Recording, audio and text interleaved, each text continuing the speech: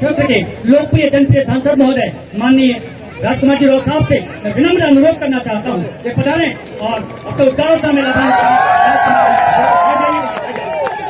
दोनों हाथ ऊंचे करके तालियां बजाएं एक बार।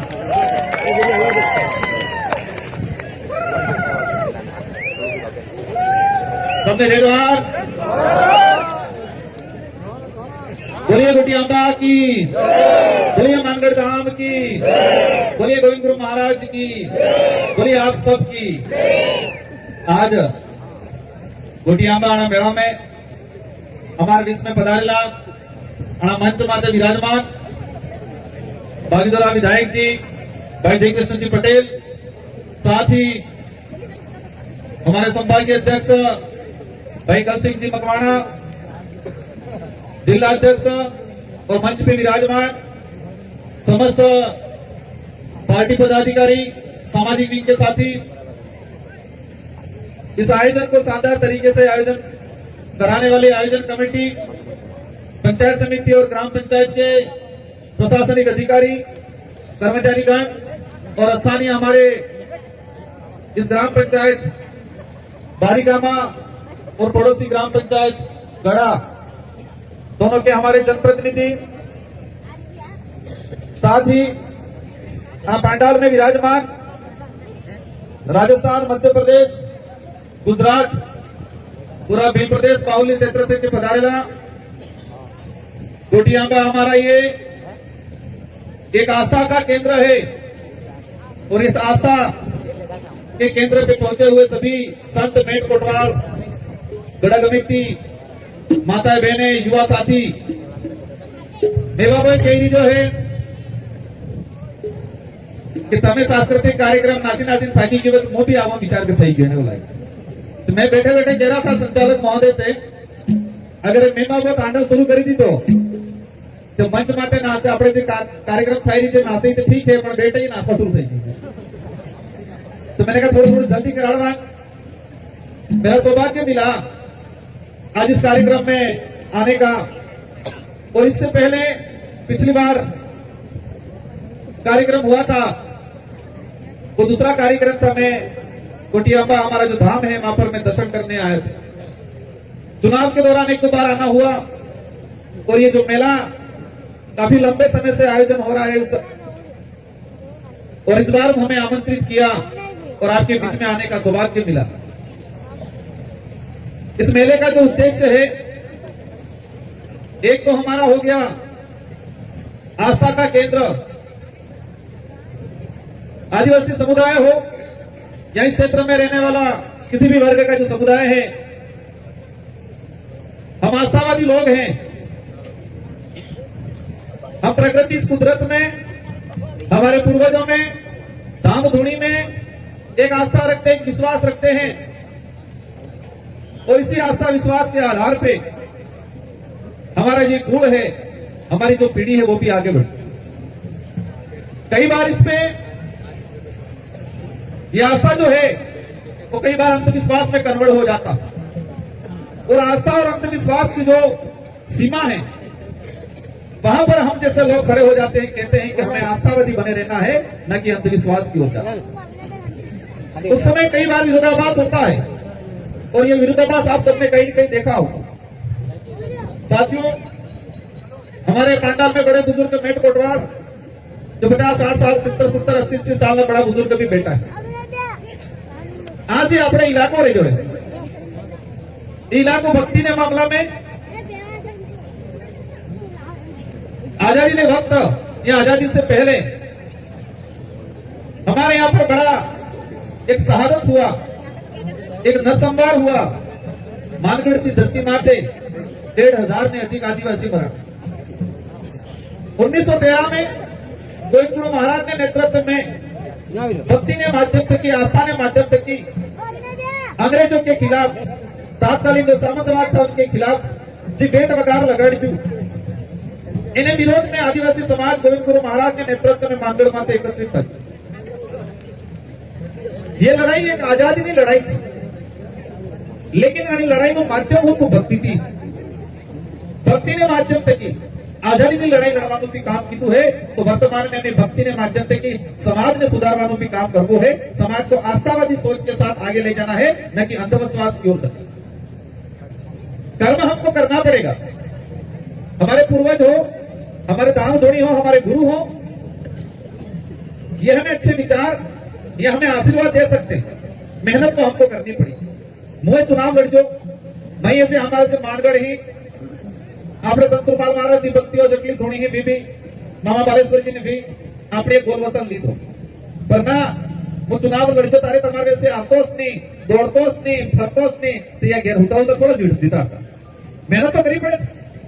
तो हमारे जो बच्चे हैं अगर स्कूल में जाए पढ़े हैं और पढ़े हैं तारे विचार करे कि नहीं मैं तो सब भगवान करिया लेंगे सोपड़ी इसमें पढ़ेगा पेपर में लगेगा फिर पास कराएगा। एक आस्था वो चीज है कि हमने आराधना की, हमने प्रार्थना की, जिससे हमें पॉजिटिव एनर्जी मिली, सकारात्मक विचार बढ़ जाए। इन्हें आधार बाद अपने मेहनत की थी और सोपड़ी बढ़िया मेहनत की थी, पेपर में लग चू पास मतलब पेपर में लगेगा तो भी आशीर्वाद मिलेगा। बाकी ना अपने हुई रहेगा सोरा बढ़ेगा अपने हमारे गुरु महाराज हैं, हमारे से पूर्वज हैं, हमारे से माता रानी है, अगर अपने पास करी थी हम करीब नहीं रह जाते हम लोग गड़बड़ थे। और जो सोचता है कि सब कुछ वो कर देंगे तो वो अंधविश्वास हो गया। और जो एक आराधना करके, एक प्रार्थना करके, एक मेहनत भी करता है वो आस्थावादी सोच के साथ आगे बढ़ना कहला। आज ये बांसवाड़ा संसदीय क्षेत्र मार पहले हमारा कुछ वक्ता कहता था कि राजकुमार जी डूंगरपुर सांसद साहब पहली बार कोने डूंगरपुर नो आपको वो डूंगरपुर में संसदीय क्षेत्र बांसवाड़ा डूंगरपुर है। पहला बांसवाड़ा है ना पसे डूंगरपुर है। मार घेर जरूर डूंगरपुर है लेकिन मैं सांसद जो हूँ बांसवाड़ा संसदीय क्षेत्र का हूँ। और ये बात मैं आप सबको धन्यवाद देना चाहता हूँ कि लोकतंत्र की असली ताकत क्या होती है, लोकतंत्र का महत्व क्या है। इस लोकतंत्र की ताकत और इसके महत्व को समझाने का काम आपने जून 2024 में जो किया और उसकी वजह से पूरे देश के अंदर बांसवाड़ा संसदीय क्षेत्र में नाम गुंजू, वो आप सबकी मेहरबानी है। एक बार तो दिल से आप सबको मैं धन्यवाद देना। बातें कहीं फेंका, पक्ष में फेंका, विरोध में फेंका, कटाक्ष भी फेंका, आरोप भी लगेगा, सब था। चुनाव में दौरान भी था, चुनाव गया। हम तो हमेशा प्रयास करते हैं कि ये संसदीय क्षेत्र में रहने वाली सारी जनता, भले वो किसी भी पार्टी के हो, भले मुझे वोट दिया नहीं दिया हो, लेकिन मेरी जनता है और मैं हमेशा प्रयास करता हूं कि मैं सबके लिए बात करूं और सबके लिए प्रयास। एक बार बात आती थी कि सांसद साहब को उम्मीद है कि सांसद साहब एक आलिम थे। मैं पिछली बार आया था, गढ़ा में कार्यक्रम रखा था, हमारा सरपंच साहब बेटा ही नाराज था राजकुमार जी के आली नहीं किया। स्वाभाविक है तभी मन वोट आई जाए जिताड़ जो हूं मन सांसद बनाते हूं तो आसात राकिस पड़ेगा। तो मैंने उस समय से प्रयास किया था और अभी CIRF एक योजना है और इस योजना में इस रोड को मैं जैसे कि आज ही माते किया कि जो तेज गाड़ी थी कि बुढ़ाएगा नहीं, समानदार थोड़े नालियां पानी जाए, एक्सीडेंट की घटना भी कई बार थी अपने रोड। तो इसको मैंने चौड़ाईकरण के लिए, नवीनीकरण के लिए आपने से कर्जी बारीगामा, गोटियाबा, बरवाला, राजिया, रामगढ़, संगेसरिया से होते हुए मध्य प्रदेश सीमा तक इस रोड को मैंने CSR स्कीम के अंदर CIRF जो स्कीम है केंद्र सरकार की, उसमें मैंने प्रस्ताव भेजा है और मेरा प्रयास रहेगा इसी वित्तीय वर्ष में स्कीम में सेंक्शन दिला दूंगा।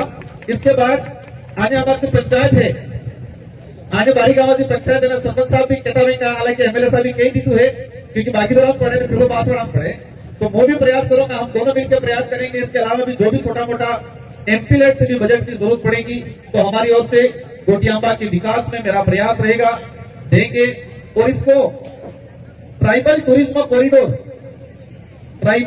कॉरिडोर जो मैं 2018 से मैं विधायक बना था 84 से, तब से मैंने देखा कि देश के अंदर एक ऐसा उद्योग है, एक ऐसा नया उद्योग जो हमारे इलाके में डेवलप हो सकता है और देश लेवल पे ये तेजी से बढ़ रहा है, वो है टूरिज्म, पर्यटन। बाहर के लोग, देश विदेश के लोग आए, यहाँ पर घूमे, यहाँ पर खरीदारी करें, हमारे कल्चर को देखें, हमारी संस्कृति को देखें, हमारे धाम धूनी को देखें।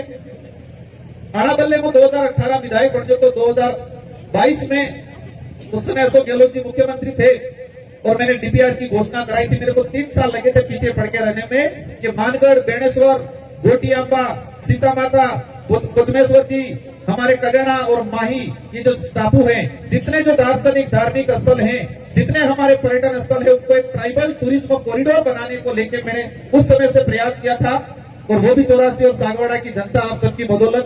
तो 2023 में डीपीआर की घोषणा था थी पिछली सरकार में, और इस सरकार में अभी मुख्यमंत्री जी आए थे और आप सबका दबाव रहा, अपना दबाव रहा, तो वो भी दबी आवाज में कह गए, क्योंकि उस समय 2023 में पिछली सरकार में ट्राइबल टूरिज्म कॉरिडोर की घोषणा हुई थी। इन्होंने कह गए, लेकिन लपड़ो गाल दी तो कि चित्तौड़ से नादारा तक गाल दी तो, ताकि बजट पिलावड़े फिर गड़बड़ खाई जाएगा।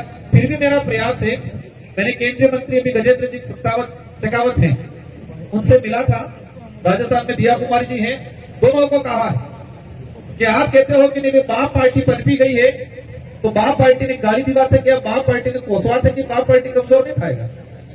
इस क्षेत्र में आपका ध्यान आना चाहिए, सकारात्मक विचारों के साथ, सकारात्मक सोच के साथ। और हमारे इलाके में आज हमारा आदमी, हमारे परिवार सहित मजदूरी करवा जाए गुजरात, अहमदाबाद, मुंबई, तो ट्राइबल टूरिज्म कॉरिडोर हो जाए।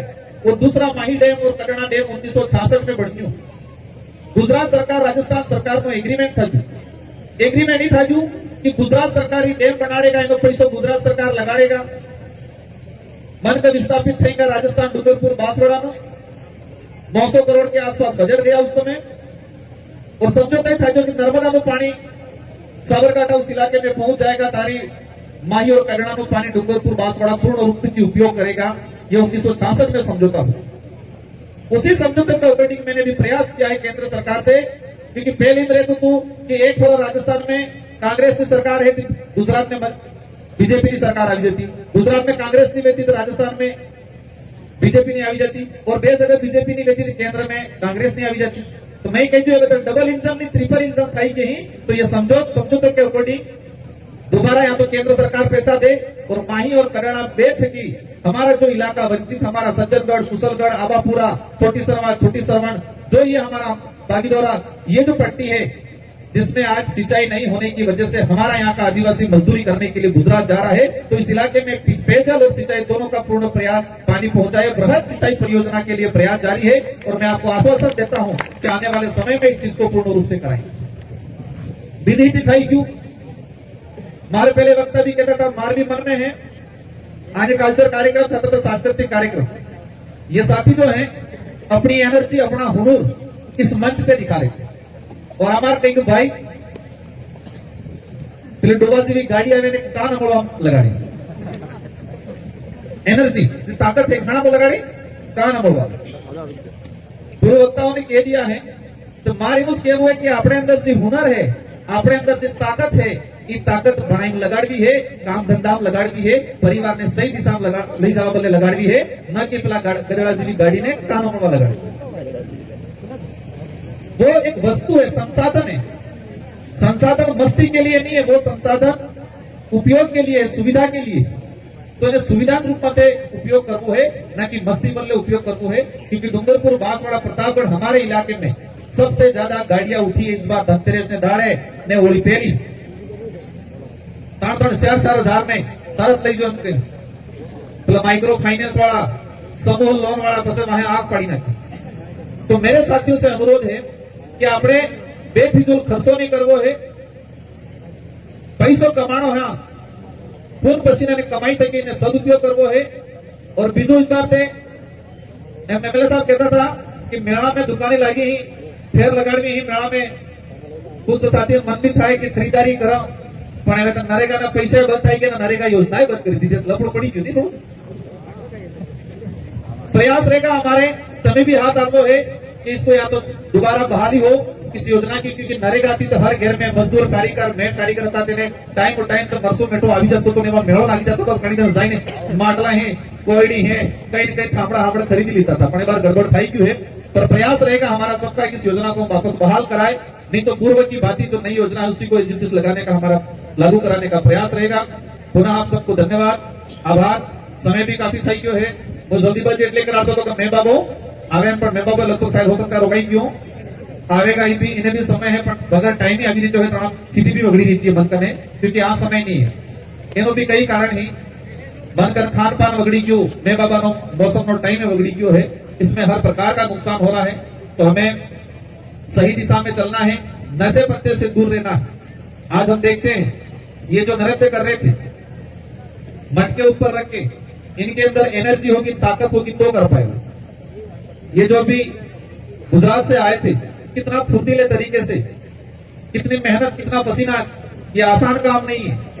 तो ये जब खा पी के नेचुरल अपने देसी खाई पे नजर काटा रखा तो 80-90 हो साल तक जंगा, बाकी 50 साल में काम થઈ જવા તો મહાયામારથી बुजुर्ग બેઠા या हित हितना ही काटा ही पण बार वाला से खाई नहीं जाए हिसाब से कि पसावड़ गड़बड़ થઈ जाए। तो खान पान पे ध्यान देना है, नशा पत्ता नहीं करना है, बेफिजूल खर्चा नहीं करना है। एक इस इलाके में समस्या आती है थाना में, बार बार फोन आवे एमपी साहब थाना में पुलिस वाला एम करी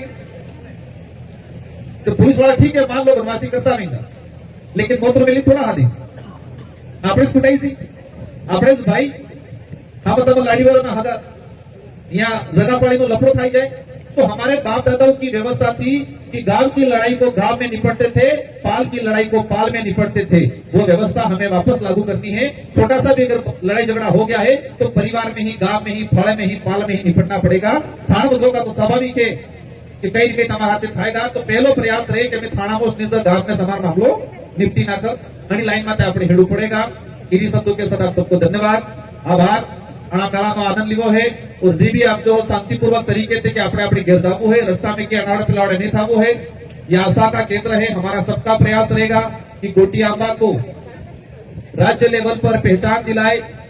ये सांस्कृतिक कार्यक्रम और आयोजन कमेटी से मेरा अनुरोध है कि आने वाले समय में आप प्रयास करें कि बांसवाड़ा के भी कुछ कलाकार होंगे, कुछ सांस्कृतिक कलाकार होंगे, इनको भी यह सम्मिलित करना है ताकि थोड़ा अच्छा मैसेज जाएगा, यहाँ की संस्कृति को भी बढ़ावा मिलेगा। इन्हीं शब्दों के साथ धन्यवाद, आभार। जय जोहार, जय भारत, जय संविधान। बोलिए गुरु महाराज की, बोलिए गोटियांबा की। धन्यवाद।